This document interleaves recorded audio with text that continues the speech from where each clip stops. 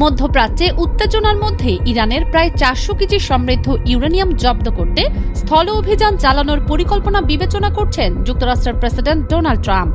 মার্কিন দৈনিক the oral street জার্নালের এক প্রতিবেদনে বলা হয়েছে, ট্রাম্প তার উপদেষ্টাদের ইরানকে চাপ দিতে বলেছেন যাতে যুদ্ধ শেষ করার শর্ত হিসেবে তারা এই পারমাণবিক উপাদান হস্তান্তরে রাজি হয়।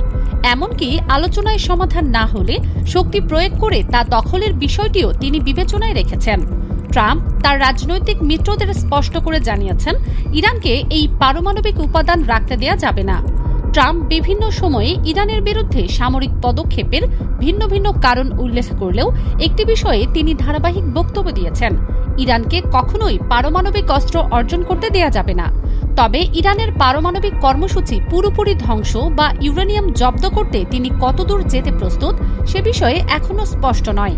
এরই মাঝে মার্কিন প্রতিরক্ষা দপ্তর পেন্টাগন উপসাগরীয় অঞ্চলে আরও প্রায় 10,000 সেনা মোতায়েনের পরিকল্পনা করছে বলে জানা গেছে।